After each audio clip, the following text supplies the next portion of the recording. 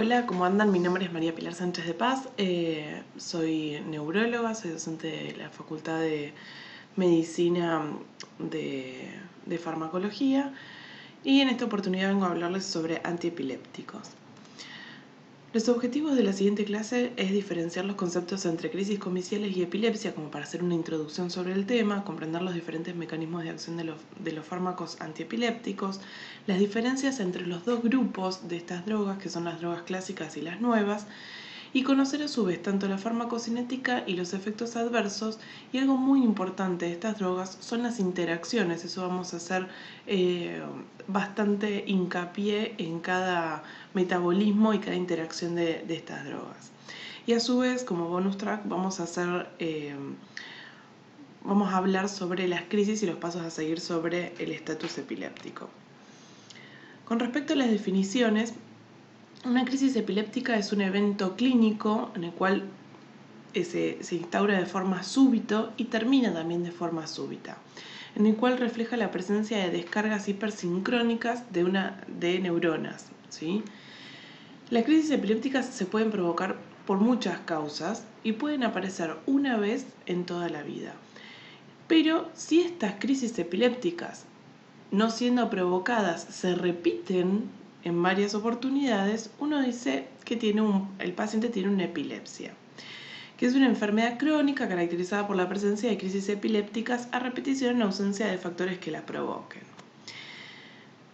A ver, esto es un esquema en realidad sobre eventos paroxísticos, ¿sí? Es decir, son como unas crisis. Estas crisis pueden ser de origen no epiléptico y pueden ser de origen epiléptico, ¿sí? Dentro de las crisis no epilépticas tenemos las pseudocrisis, que son las psicógenas, síncopes, migrañas, isquemia cerebral transitoria. Ahora vamos a darle un ejemplo.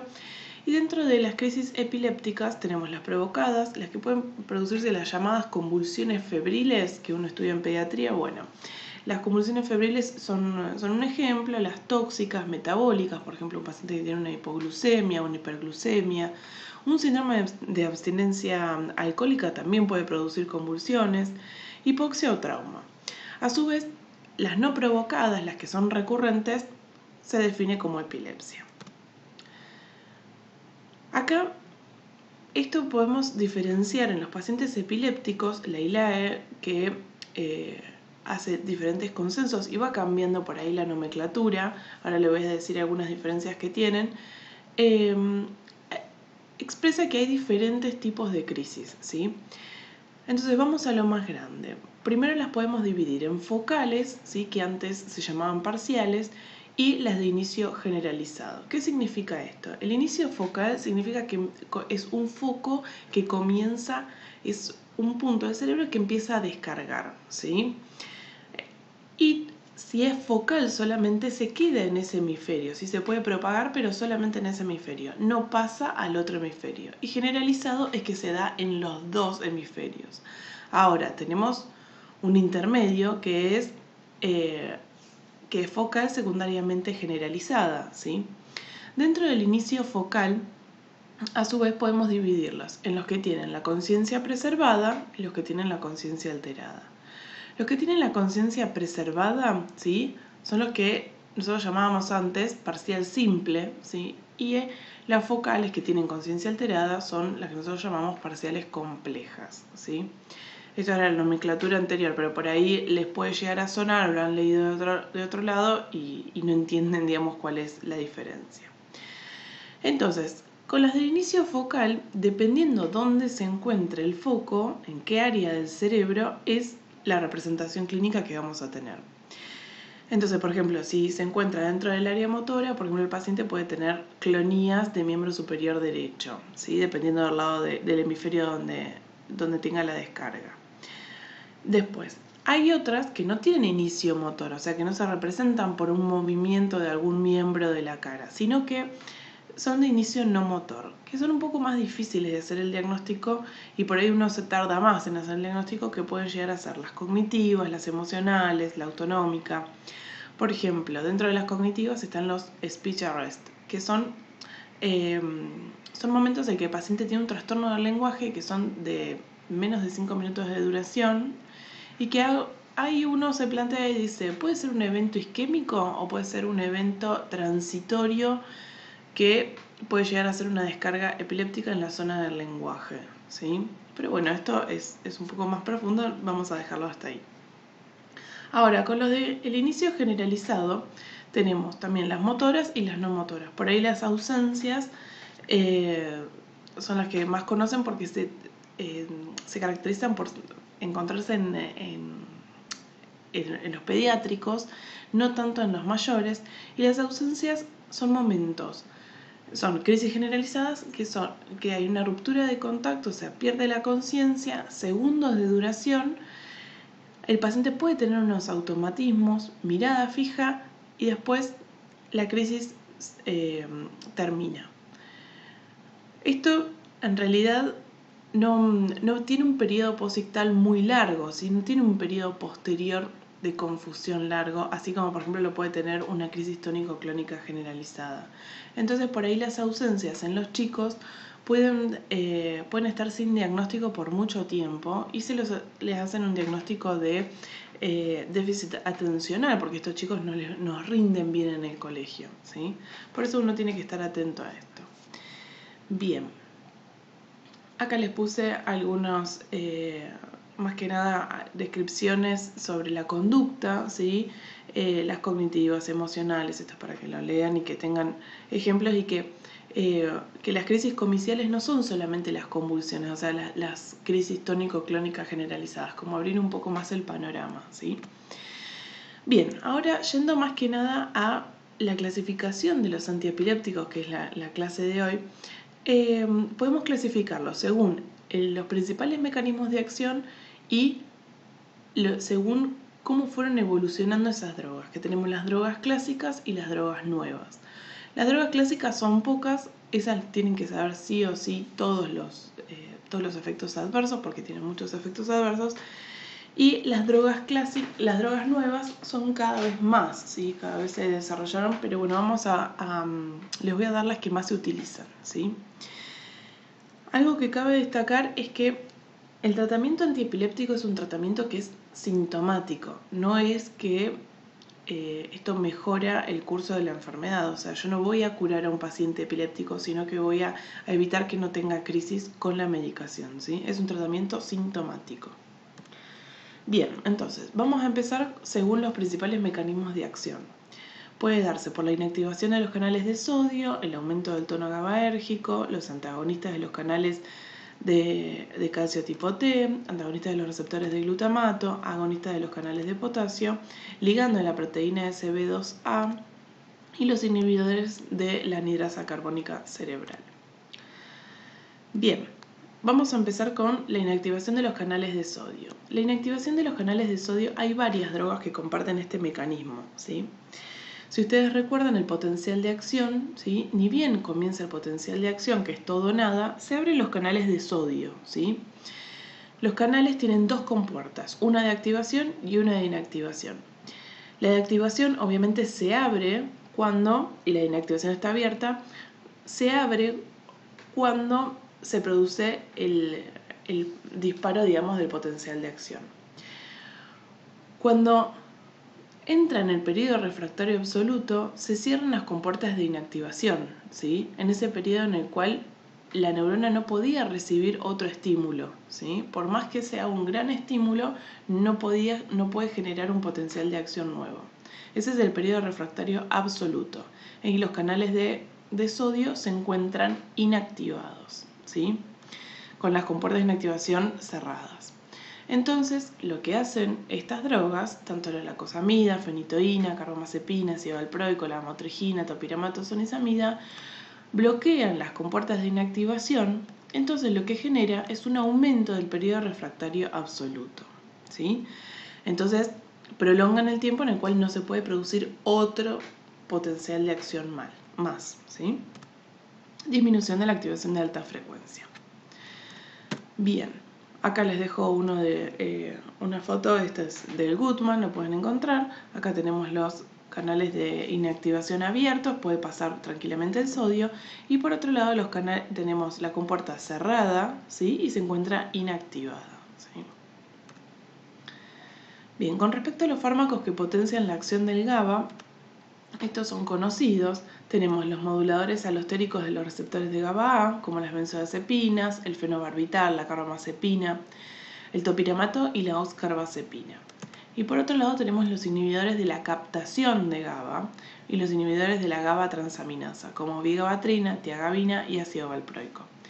La vigabatrina en realidad se utiliza mucho en los pediátricos, ¿sí? Puede producir trastornos visuales, entre otros efectos adversos muy importantes, pero no lo vamos a ver en este caso. Entonces, ¿se acuerdan que el GABA en realidad lo que produce es una disminución de la descarga, ¿sí? De las neuronas, ¿sí? Entonces, lo que hace es estimular el tono GABAérgico. Entonces, aumenta el flujo de cloro y produce una hiperpolarización de las neuronas. Acá tenemos los canales de GABA, ¿sí? Y la unión del GABA, ¿sí? En el cual puede ser por unión alostérica. Por ahí les suenan también las benzodiazepinas, el clonazepam, lorazepam, ¿sí? Y los barbitúricos también actúan, pero en diferente lugar del canal, ¿sí? Ahora, con respecto a los antagonistas de los canales de calcio tipo T, ¿sí? Tenemos a la etosuximida, el ácido valproico y la sonisamida, ¿sí? La sonisamida se utiliza más que nada también en pediátricos. Lo que produce estos canales de calcio tipo T es un ritmo marcapaso, ¿sí? Se cree que se encuentran dentro de los ganglios de la base, y esto produce un ritmo de marcapaso que reduce o sea, estas drogas lo que producen es la reducción de la corriente de marcapasos del ritmo del talámico, ¿sí? Y esto lo que más que nada la indicación sería para las ausencias, ¿sí? Y la etosuximida es la droga de elección para los pacientes que tienen ausencias, los pediátricos con ausencias. Como ven, el ácido valproico se encuentra en varios de los mecanismos de acción, ¿sí? Por eso es una droga que es muy efectiva, pero ahora vamos a ver que tiene muchos efectos adversos que uno tiene que estar atento a todos ellos. Bien, por otro lado tenemos los antagonistas de los receptores de glutamato. Recuerdan que el glutamato tenía dos tipos de receptores, los NMDA, que son metabotrópicos, y los receptores AMPA, ¿sí?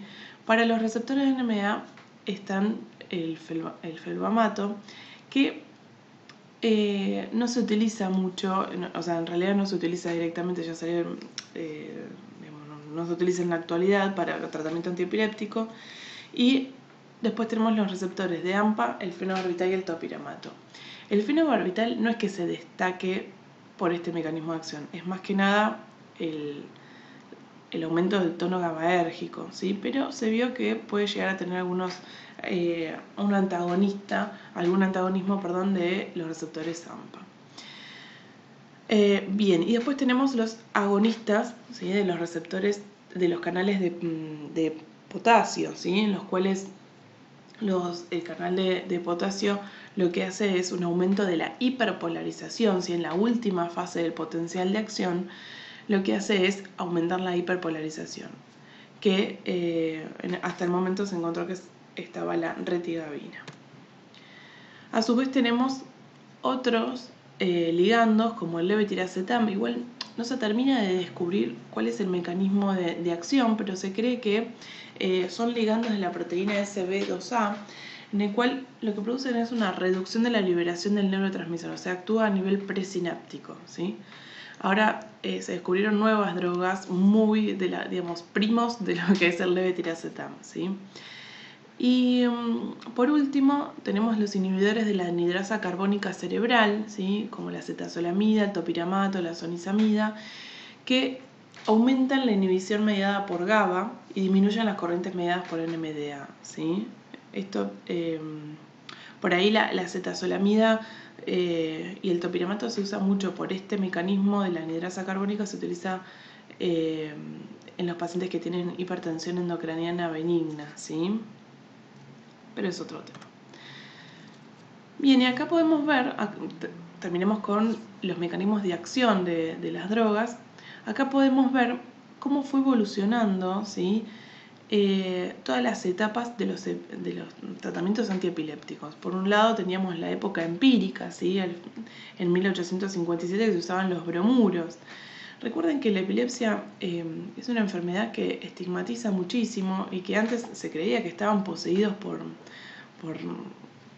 el diablo. Entonces, digamos, fue muy difícil sacar esa ideología que tenía el pueblo. Ahora ya es una enfermedad que todo el mundo lo conoce y no hay estigmas por eso, ¿sí? Bien, y entonces después de la etapa empírica tenemos la etapa patogénica o racional, ¿sí?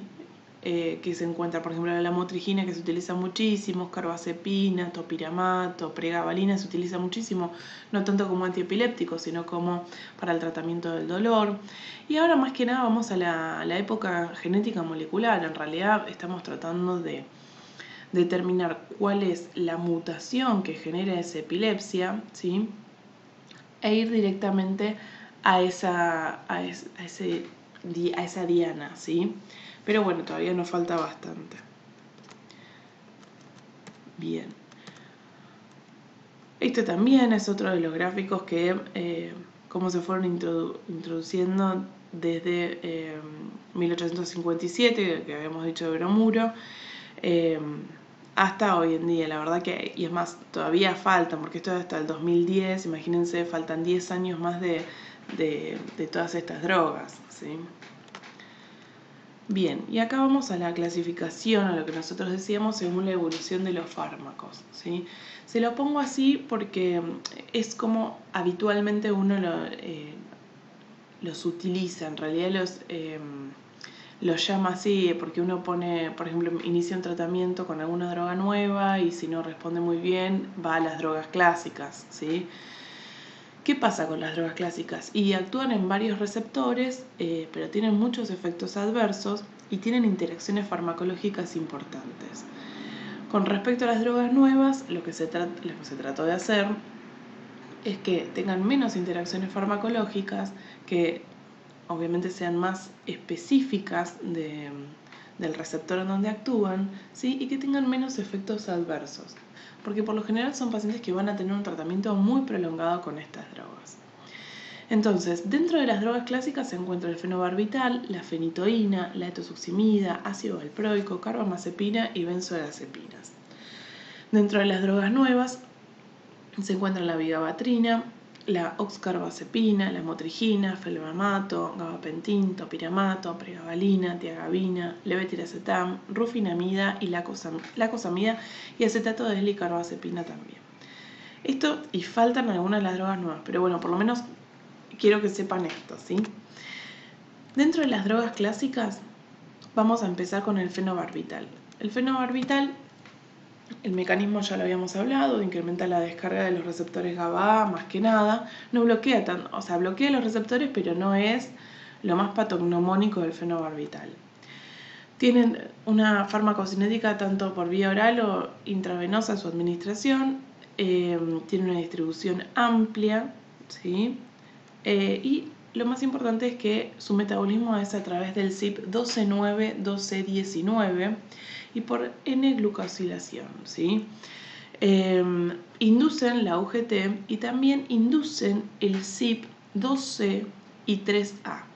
¿Qué es importante de esto? Porque así ustedes recuerdan que los anticonceptivos se metabolizan también por el 3A, ¿sí? 3A4. Entonces, si un paciente, yo le voy a dar, si es una paciente joven, está tomando pastillas anticonceptivas y le voy a dar fenobarbital, si yo estoy induciendo ese CYP, ¿sí? Voy a tener más CYP, entonces cuando esté tomando el anticonceptivo, lo que va a hacer es aumentar el metabolismo. Entonces no voy a tener el efecto deseado de los anticonceptivos, los cuales pueden generar, por ejemplo, un embarazo. También puede generar alteraciones del ciclo, digamos, varias cosas. Pero obviamente no queremos que esa paciente quede embarazada siendo epiléptica, porque eso hay que planificarlo en estos casos. Bien, dentro de los efectos adversos, la sedación es lo más importante. Pueden producir nistagmus, ataxia, ¿sí? Depresión respiratoria, obviamente. Y en algunos casos puede haber excitación paradójica. También esto se ve en la excitación paradójica, se ven las benzodiazepinas. A su vez puede producir anemia megaloblástica y osteomalacia, que es uno de los... La verdad que se ve bastante con los antiepilépticos clásicos, ¿sí? Lo mismo que la hipersensibilidad. Dentro de las interacciones, bueno, todos los que son interacciones que producen una depresión del sistema nervioso central, inducción del CYP12-9, obviamente I3A, lo que produce es tanto una disminución de la vitamina D, la vitamina K, hormonas tiroideas y los anticonceptivos orales.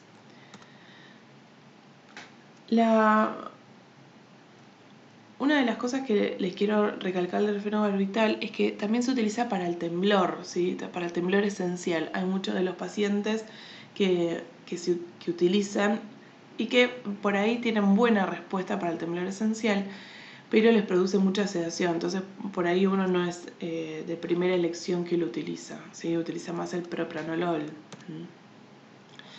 Bien, ahora pasamos a la fenitoína. La fenitoína es muy utilizada, más que nada en el ámbito hospitalario. Es una droga que dentro de todo sale más barata que todo el resto de los antiepilépticos y la verdad que tiene buena eficacia. Entonces, el mecanismo de acción es el bloqueo de los canales de sodio en su forma inactivada y la farmacocinética tanto puede ser vía oral como intravenosa. ¿Por qué es importante saber si es por vía oral o intravenosa? Es para ver si lo podemos utilizar en los pacientes que tienen un estatus epiléptico, ¿sí? Entonces, la fenitoína es una de las drogas de elección para el estatus epiléptico y es la primera que se utiliza como antiepiléptico en un estatus. Tiene una alta unión a proteínas, el 90%, y esto es importante porque en algunas ocasiones se utilizaba mucho fenitoína y ácido valproico, ¿sí? Y el ácido valproico también tiene tiene una alta unión a proteínas del 90%, entonces compiten por esa unión. A su vez, también es importante porque si este paciente va a dializar, también tengo que saber la cantidad de droga que tengo suelta, ¿sí? Que no está unida a proteínas. Entonces tengo que saber esto de la fenitoína.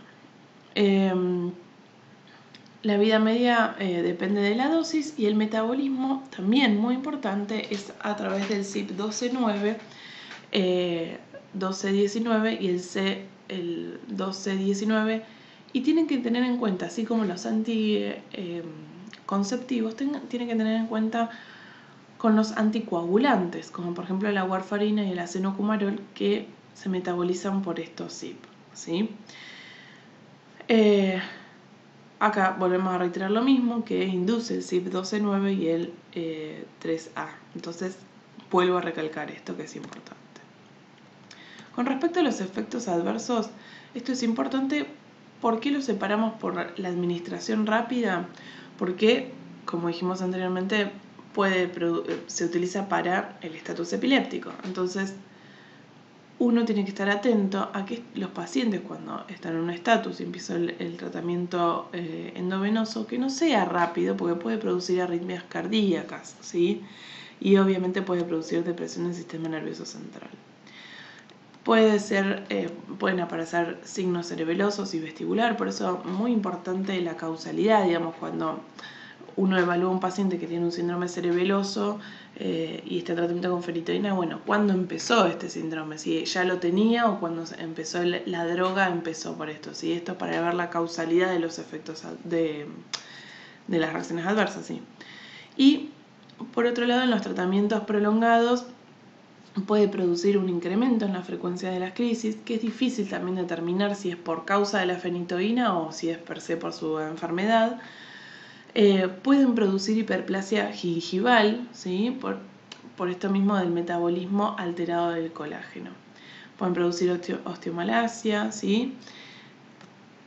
Y a su vez muy importante de la fenitoína, así como también de la carbamazepina, el fenobarbital o la lamotrigina, es la hipersensibilidad. Los síndromes de Stevens-Johnson o DRESS también pueden producir un aumento de las transaminasas, y uno tiene que controlar en el laboratorio de estos pacientes. Uno le hace un laboratorio frecuente, ¿sí? Para determinar tanto qué le solicita a estos pacientes. Le solicita un hemograma, le solicita un hepatograma para ver si tiene un aumento de las transaminasas, ¿sí?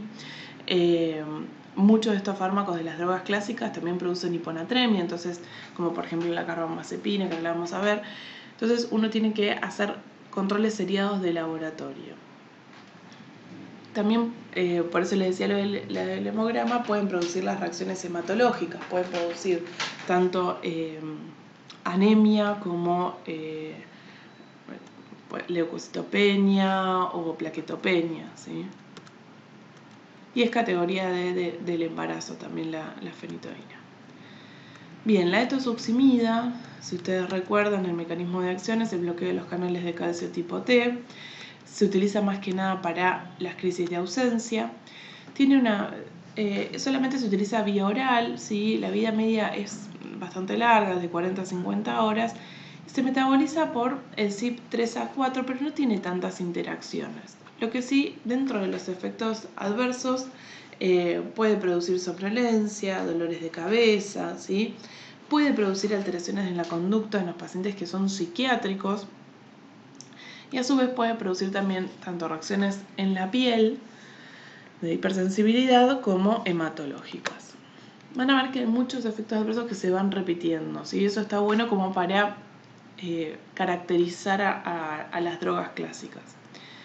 Y por otro lado, tenemos el ácido valproico, ¿sí? Que aparecían todos los mecanismos de acción más o menos, que produce bloqueo de los canales de sodio con su forma inactivada, bloqueo de los canales de calcio tipo T, aumento del tono GABAérgico. El ácido valproico es otra de las drogas que se utiliza para el estatus epiléptico, y entonces la administración puede ser por vía oral o intravenosa. Tiene una alta unión a proteínas, como dijimos anteriormente, y la vida media es de 15 horas. Se metaboliza a nivel hepático, y ojo porque se metaboliza por el CYP12-9, 12-19, y lo que produce también es una interacción, ¿sí? De estos CYP. Pero ¿qué es la característica principal? Que el resto los induce, pero el ácido valproico los inhibe, ¿sí? Entonces es una característica a tener en cuenta.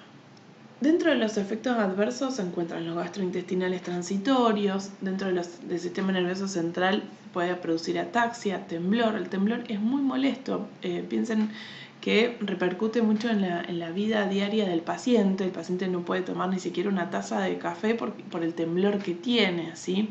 Y esto es uno de los criterios que si el paciente le molesta mucho, hay que bajar la dosis del ácido valproico. Siempre, obviamente, riesgos y beneficios. Si el paciente tiene una epilepsia que es refractaria, bueno, uno ahí tiene que ponerse a pensar a ver qué otras drogas puede tener, ¿sí? Puede producir un aumento del apetito, aumento de las transaminasas, trombocitopenia, pancreatitis, ¿sí? Ojo con el ácido valproico porque puede producir todos estos efectos adversos, ¿sí? Y al principio, cuando uno empieza a administrar la droga, puede producir náuseas y vómitos. Se utiliza para las crisis de ausencias, y también pueden ver que hay muchos pacientes que tienen trastornos psiquiátricos, más que nada trastornos bipolares, que se utiliza el ácido valproico. Y por otro lado, para la profilaxis de cefaleas migrañosas. Ojo, porque no es la primera elección para un paciente que tiene cefaleas migrañosas. ¿Por qué? Porque es categoría D del embarazo, y por lo general los pacientes que tienen migrañas y que uno empieza un tratamiento preventivo son jóvenes, están en edad fértil, entonces no va a elegir el ácido valproico en primera opción, ¿sí? Bien, pasamos a la carbamazepina. La carbamazepina es una droga que bloquea los canales de sodio en su forma inactivada. Solamente se administra vía oral, y ha sido una pregunta de choice de residencia, que aparecían las drogas que se daban para el estatus epiléptico, y aparecía la carbamazepina, que era la respuesta incorrecta. ¿Por qué? Porque no existe a nivel, digamos, endovenoso, entonces no se utiliza la carbamazepina. Tiene un metabolito activo, ¿sí? Y se metaboliza por conjugación y también hidroxilación. Lo más importante es que induce el CYP12-9, ¿sí? El 3A y la UGT, ¿sí? Y es importante porque induce su metabolismo. Esta droga se comienza de forma paulatina, ¿sí? Por los efectos adversos que puede producir. Dentro de los efectos adversos que uno tiene que estar atento son las reacciones hematológicas, ¿sí? Anemia, aplasia medular, ¿sí? Granulomatosis, hipersensibilidad y alteraciones hepáticas y pancreáticas. A su vez, uno tiene que iniciar de a poco porque uno no sabe si puede producir un síndrome, digamos, un DRESS. Entonces uno tiene que empezar muy de a poquito, ¿sí? Y uno con dosis a ver si el paciente lo tolera o hace efectos adversos a la carbamazepina. Dentro de las interacciones, acá les dejo todas las interacciones, después les voy a pasar el PowerPoint. No quería saber si había puesto, pero la carbamazepina tiene otras indicaciones también, ¿sí? Que no es solamente como antiepiléptico, sino para la neuralgia del trigémino, ¿sí? Que se utiliza muchísimo. Es de primera elección, ahora el año pasado había salido una guía nueva para la neuralgia del trigémino, y la carbamazepina sigue siendo la droga de elección. Luego sigue como segunda opción el gabapentin, ¿sí? Pero por ahora se mantiene la carbamazepina. Dentro de las benzodiazepinas, uno no las usa para el tratamiento crónico de la epilepsia. Más que nada es para abortar una crisis, ¿sí? Son de primera elección, es el lorazepam, también el diazepam y el midazolam, y la vía de administración es intravenosa, en el momento agudo, ¿sí? Por ahí después van a ver que hay pacientes que tienen como tratamiento crónico benzodiazepinas, pero lo que producen las benzodiazepinas es tolerancia. Entonces, la verdad que darle benzodiazepinas por mucho tiempo, ¿sí? Voy a tener que ir aumentando cada vez más la dosis y no tiene sentido. Lo que se utiliza muchísimo como droga antiepiléptica en los niños es el clobazam, ¿sí? Que es también una benzodiazepina. Bien, pasamos a las drogas nuevas. Las drogas nuevas se encuentran la carbazepina, que es como prima de la carbamazepina, que bloquea los canales de sodio. Se administra vía oral, tiene un metabolismo de glucuronización y eliminación renal. Tiene interacción menor con los anticonceptivos orales, ¿sí? Pero tiene menos efectos adversos y menos interacciones, ¿sí? Por otro lado tenemos la lamotrigina. La lamotrigina se utiliza muchísimo, bloquea los canales de sodio en su forma inactivada y se metaboliza también a nivel hepático. Y tiene interacciones con la fenitoína de la carbamazepina y el fenobarbital, y con el ácido valproico aumenta las concentraciones plasmáticas, ¿sí? Entonces uno tiene que saber con qué drogas va a darle, por ejemplo, la lamotrigina, porque por ahí los pacientes requieren más de una droga para controlar la epilepsia, para controlar la cantidad de crisis que tienen. Entonces uno tiene que estar atento a esto. Bueno, aumenta el metabolismo, lo desciende disminuye la cantidad de droga a nivel plasmático. Bueno. Dentro de los efectos adversos se encuentra la somnolencia, ataxia, visión borrosa, náuseas, vómitos, rash, síndrome de Stevens-Johnson, ¿sí? También pueden producir pancreatitis. Por otro lado se encuentra el gabapentin. El gabapentin no se utiliza como droga antiepiléptica en primera instancia. En los pacientes que tienen un tratamiento que es refractario a tratamiento, que tienen muchas drogas antiepilépticas, por ahí se puede iniciar gabapentin. Pero la verdad que el gabapentin se utiliza más que nada para el tratamiento del dolor, ¿sí? Para el dolor neuropático. Entonces también es como muy parecido a la pregabalina, que también se encuentra dentro del grupo de antiepilépticos, pero no es su primera elección, ¿sí? No se sabe en realidad cuál es el mecanismo de acción del gabapentin. Se creó para que sea como si fuese el GABA, ¿sí? Con ese, digamos, para bloquear los canales de calcio, pero la verdad que no se sabe bien el mecanismo. Luego, en la farmacocinética es vía oral, no se metaboliza, son excretados por orina. Uno tiene que ajustarlos cuando tiene insuficiencia renal, pero tampoco es que producen una neurotoxicidad, ¿sí? Las aplicaciones, como dije anteriormente, más que nada son para el dolor, ¿sí? Y las neuralgias posherpéticas, ¿sí? Que son dolores neuropáticos. Los efectos adversos pueden dar somnolencia, mareos, ataxia, que es lo que más se quejan los pacientes. Y otra de las cosas es el aumento de peso, ¿sí? Al igual que la pregabalina. Bien, el topiramato se utiliza se utiliza como antiepiléptico, pero también se utiliza mucho para los dolores de cabeza, ¿sí? Para preventivo de migrañas o de cefaleas tensionales. Tiene varios mecanismos de acción y el topiramato tienen que saber esto, que es un inductor leve del CYP3A4. ¿Por qué? Porque reduce la concentración de los anticonceptivos orales. El topiramato se da mucho en los pacientes jóvenes, ¿sí? Para evitar el ácido valproico, que es teratogénico, produce grandes interacciones. El topiramato se elige mucho y se utiliza mucho, ¿sí? Seguramente más de uno de sus amigos debe tomar topiramato. Pero hay que tener en cuenta esto porque no todo el mundo lo sabe y a la hora de recetarlo es muy importante.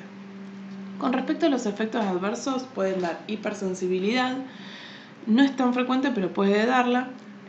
Pérdida de peso es muy importante porque es criterio de suspensión. Si el paciente está descendiendo de forma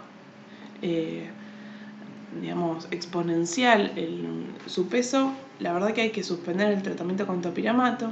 Puede producir hipoglucemia en niños, depresión, psicosis y también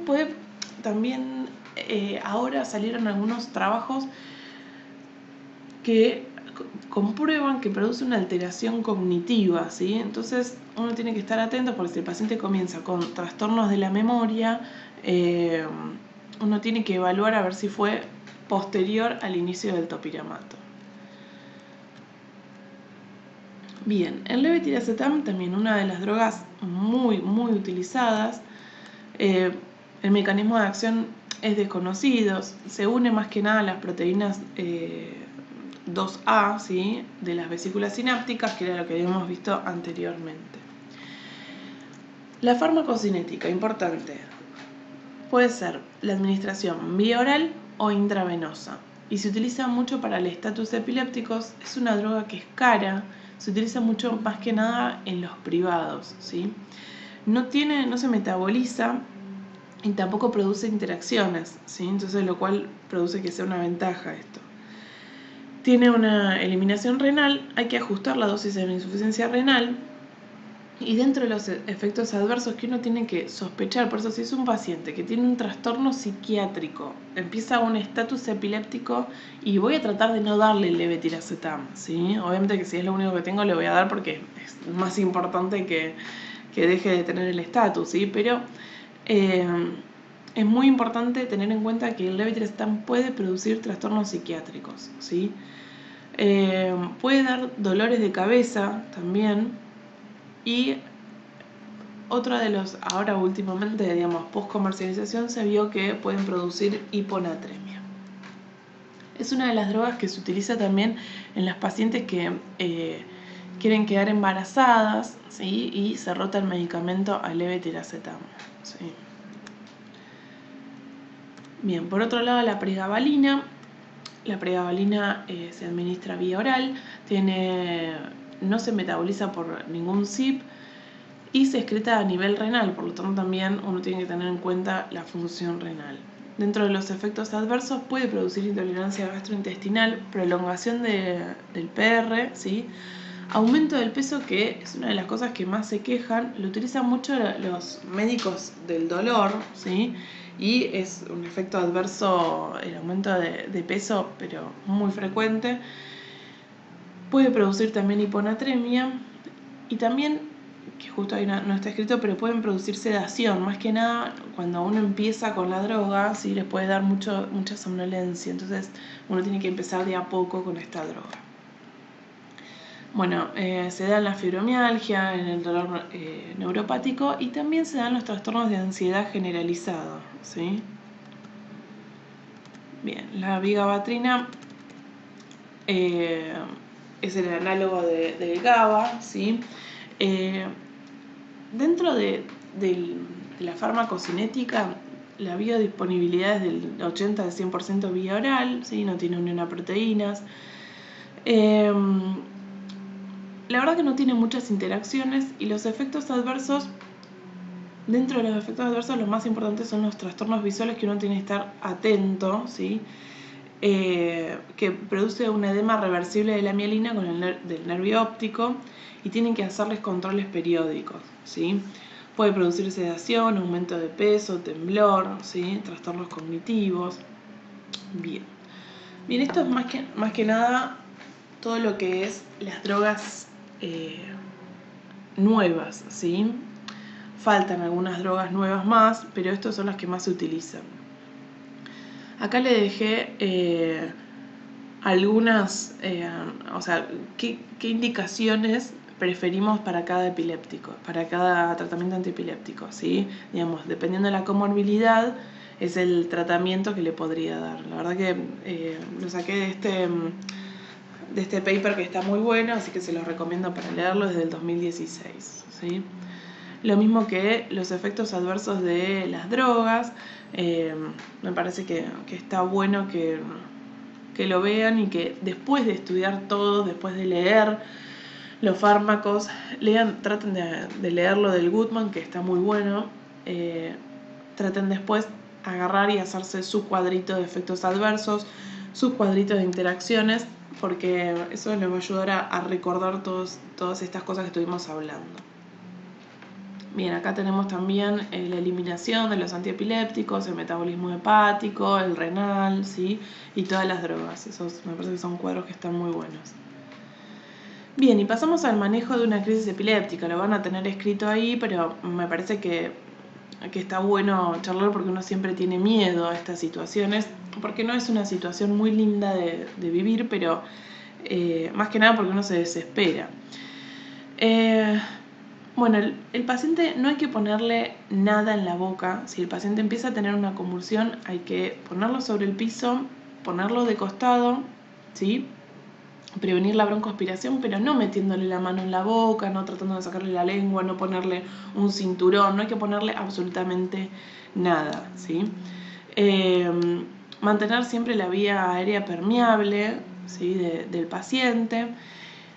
Ni bien empieza a tener una convulsión, nosotros estamos en la calle, siempre hay que asignar a alguien para que llame a la ambulancia, ¿sí? Después hay que descartar las causas que pueden producirle esta crisis epiléptica, hay que ver si la ropa no tiene olor a algún tóxico, si el paciente es diabético, si tiene algo, por ejemplo, los diabéticos o alérgicos, o digamos, hay que ver cuál puede llegar a ser el desencadenante de esta crisis epiléptica, ¿sí? Bueno, después obviamente determinar si el evento clínico es verdaderamente una crisis epiléptica, si no es un síncope, una ACV, ¿sí? Hacer después que el paciente se recupere, hacer un examen físico, a ver si tiene un foco motor, digamos, ahí nos van a hacer las diferencias con una ACV, ¿sí? Bueno, eso dependiendo, pero lo más importante es que ustedes tienen que ponerlo al paciente, recostarlo cuando está teniendo la crisis, alejarle todos los objetos para que no se golpee y llamar rápidamente a una ambulancia. Bien, después pasamos a un estatus epiléptico. ¿Por qué? A ver, las crisis epilépticas por lo general se autolimitan, ¿sí? Entonces el paciente tiene una crisis que dura menos de 5 minutos y después queda en un estado posictal. Esas crisis no se medican, ¿sí? Salvo que entre en un estatus epiléptico, ¿sí? Entonces, ¿qué es un estatus epiléptico? O sea, yo no le voy a dar, si tiene una crisis epiléptica, no le voy a dar, por ejemplo, lorazepam intravenoso, ¿sí? Sino que lo voy a iniciar el tratamiento cuando esté en un estatus epiléptico, ¿sí? ¿Qué es el estatus? Es la persistencia de actividad ictal continua a 30 minutos o más, o 2 o más crisis sin recuperación total de la conciencia. Pero en la práctica pasa algo diferente, si no voy a esperar que el paciente esté 30 minutos con una convulsión, sino que es un estado convulsivo, ¿sí? Mayor a 5 minutos, algunas guías dicen 10 minutos. Por lo tanto, es el tiempo en el cual la crisis debiera ser interrumpida para evitar mayor morbilidad y que derive en un estatus epiléptico refractario. ¿Qué es el estatus refractario? Es la crisis que persiste más de 60 a 90 minutos luego de iniciar la terapéutica, ¿sí? O luego del tratamiento adecuado con benzodiazepinas más una dosis de carga de un antiepiléptico. Son los dos conceptos, el temporal y el farmacológico. Bien, acá les puse un cuadrito, un esquema de cómo se hace el tratamiento para el estatus, ¿sí? Por un lado, obviamente, ni bien empieza la crisis, estamos dentro de los primeros 5 minutos. Si estamos en el hospital, obviamente, oxigenoterapia, control de signos vitales, monitoreo cardíaco, acceso venoso, hemoglucotest, porque por ahí el paciente tiene hipoglucemia y puedo tratarlo y ya está, tiamina y glucosa. Ahora, esto se transforma en lo que es un estatus epiléptico, es decir, pasar más de 5 a 10 minutos, comienzo el tratamiento, en el cual le voy a dar lorazepam. O sea, si yo el paciente estamos en el hospital, el paciente tiene una crisis epiléptica, ¿sí? Yo le digo a la enfermera, ni bien lo veo al paciente, que cargue una jeringa con lorazepam, porque después, entre que la carga y tengo que hacer todo el tratamiento, ¿sí? Pasa tiempo. Entonces son más que nada cosas prácticas, ¿sí? Entonces, cargan la jeringa con lorazepam, ¿sí? Y le puedo dar 2 o 4 miligramos, ¿sí? Y se pueden repetir los 4 miligramos endovenosos, ¿sí? Si no cede la crisis, ahí voy a dar tratamiento con fenitoína, ¿sí? Fenitoína, que son 20 miligramos por kilogramo endovenoso, ¿sí? Por lo general se da en 15 minutos aproximadamente. Hay dos cosas. En algunas guías dice que se puede repetir el antiepiléptico, no repetir, sino que dar otro tratamiento antiepiléptico, o sea, se da fenitoína y luego, si no cede, se puede dar o ácido valproico, fenobarbital o levetiracetam. Y después se pasa al tratamiento con anestésicos, como midazolam, pero no midazolam en pequeñas dosis como lo vemos al principio, sino que midazolam en dosis anestésicas. O se puede dar propofol o tiopental también. Una cosa que cabe destacar es que el levetiracetam en realidad es off-label, la indicación, y cada vez se utiliza más, por esto que no tiene tantos efectos adversos, ¿sí? Porque este paciente va a seguir con estas drogas después cuando se vaya de alta, ¿sí? Y si el paciente no se termina no termina el estatus epiléptico, ¿sí? Se termina de dormir y se le da pentobarbital. Bien, acá les puse algunos de los costos de las drogas antiepilépticas como para que vean que tiene un gran impacto económico, ¿sí? Los pacientes epilépticos tienen que tomar su medicación si no comienzan con crisis. Entonces, a la hora de elegir un antiepiléptico uno tiene que ver un montón de cosas. No solamente conocer las drogas que están prescribiendo, sino que también saber si el paciente lo va a poder comprar, ¿sí? Más en las situaciones que vivimos hoy en día, en el cual nosotros me ha pasado personalmente cambiar muchos antiepilépticos porque el paciente no podía comprarlos. Entonces, por más que yo diga, ay, esta droga es de elección, esto es buenísimo, pero si el paciente no lo toma, no tiene sentido, ¿sí? Porque no le estamos haciendo ningún beneficio. Entonces, el levetiracetam, por ejemplo, el blister de 20 unidades, por ejemplo de Lebron, cuesta 2.030 pesos, ¿sí? 20 unidades. Y eso es de 500 miligramos. Por ejemplo, hay pacientes que toman 3.000 miligramos por día, ¿sí? Entonces, imagínense, es mucha plata por mes y no todas las obras sociales le cubren el 100%, ¿sí? La carbamazepina es mucho más barata porque es una droga que es más vieja, ¿sí? De las drogas clásicas, es mucho más barata y sale 300 o 200 pesos, ¿sí? Pero está aumentando cada vez más, pero es más accesible. Luego el ácido valproico también es una droga que no es tan cara como el levetiracetam. Por ejemplo, el envase de 50 unidades sale 2.000 pesos, ¿sí? De 500 miligramos, entonces no es tan caro como el levetiracetam, ¿sí? Así que bueno, esto es todo de antiepilépticos. Obviamente se podría hablar horas sobre antiepilépticos, pero me parece que esto es lo esencial que tienen que saber, ¿sí? Cualquier cosa, ahí está mi mail, me pueden mandar alguna consulta que tengan o cualquier duda cualquier cosa que no haya quedado bien clara. Saludos.